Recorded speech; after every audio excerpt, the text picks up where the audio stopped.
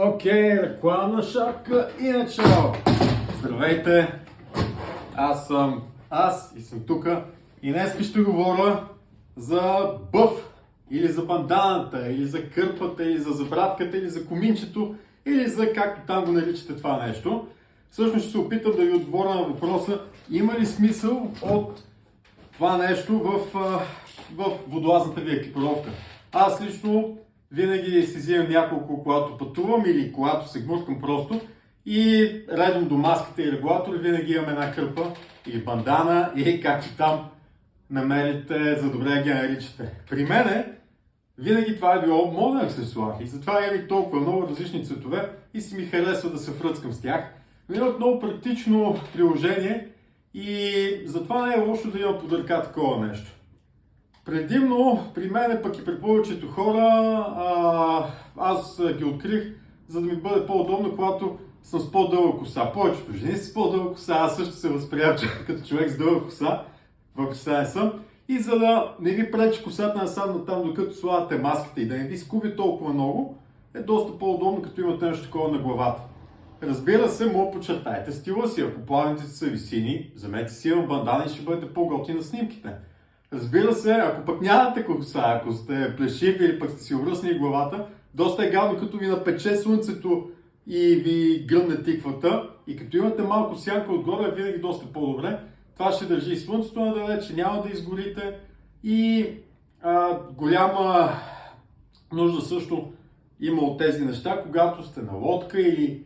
генерално като се гмуркаме покрай морето, често пъти има вятър, бриз и като излезете с мокра глава е доста кофти. Затова с едно такова нещо върху тиквата държите главата, ушите малко по-натопло, малко по-насухо. Не е лошо с това просто да се попиете, когато има нужда. След това много го изтискате и го сложите, за да държи вятъра далече и да ви е топло на главата и на ушичките, за да сте защитени, да ви е топло и да може да се гмуркате без притеснение от това, че ще изтинете. Как се прилага това нещо? Как се слага банданата? Има много стилове. Ако е аксесуар моден, бам на ръката и сте готови да подчертаете нещо. Много ползвате и като ластик за коса. Много удобно си вържете косата с такова нещо. Много хора пък ги слагат на врата и ги използват освен като защита. Ако духа вятър и се притеснявате да не ви изтине гърлото, много хора си ги слагат тук, и освен това, когато закопчавате неопрена, тесния костюм някой път просто мога да ви притиска около врата и гушата, и като сложите това нещо тук, няма да ви е толкова неприятно, ще ви е по-удобно и няма да се получава притискане, ужуване и така нататък. Някой път, ако гушата неопрена ви е износена, може да се получи това притискане от износването. Оттам насетне качате нагоре и може да персонализирате кой начин на слагане е по-удобен за вас. Стила Рамбо 3 не е толкова актуален, но си е класика, изглежда много яко, връзвате лъшичките, косата назад, много ползвате като диадема, когато имате дълга коса, дръпте косата назад. Аз много често харесвам слагането по този начин. Момент. Хубаво е логото да се вижда като го слагат. Аз просто слагам първо на врата, издърпвам на челото и оттам издърпвам назад и намествам така, че да ми напасне добре. Разбира се, слагайки маската, е хубаво маската да ляга върху лицето, не върху кърпата, за да не се процежда вода от някъде. Така, ако имате коса, тя ще отиде назад, ще ви е удобно, няма да ви пречи, стои добре, няма да ви пече слънцето да ви гръмне тиквата и изглеждате добре, което винаги е в основата на нещата. Друг хубав стил на слагане е като сложите наобратно, ако сложите кърпата, ще е най-лесно. Ето така, хващате долния край и прехупвате горния. Лесно е, бързо е, изглежда добре и си става като боленце, като шапчица.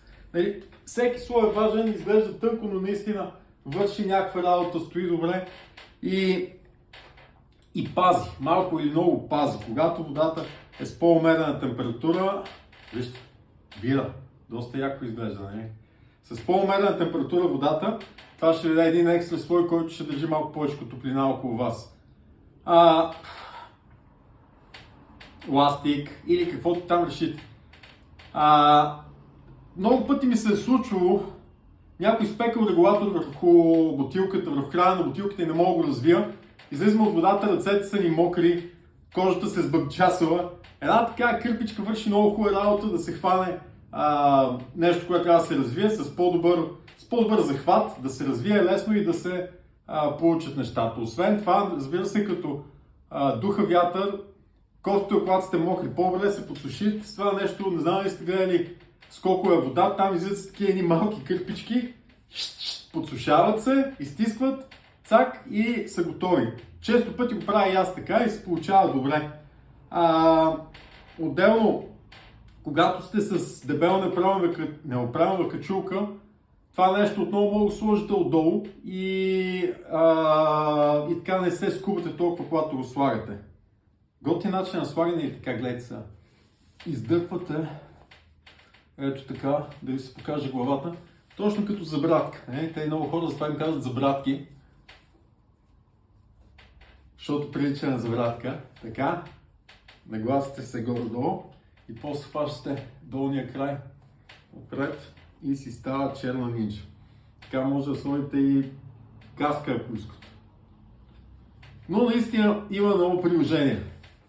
И оправяте стила, оправяте дискомфорта от студена вода, от вятър да не ви издуха на вратлето и всичко останало. И е готино допълнение. Може да бъде персонализиран, да си принтнете името, любима организация или каквото и да е.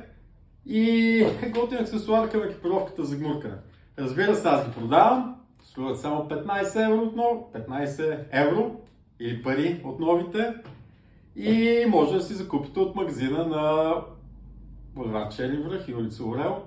Тук може да последвате или следвайте канала, споделете видеото, ако ви е харесало и очаквайте скоро включване с нови интересни неща, които ще ви помогнат да бъдете по-добри водолази. Окей? До скоро! Чао! Благодаря ви! Чао! И равен брой! Да, равен брой! До скоро!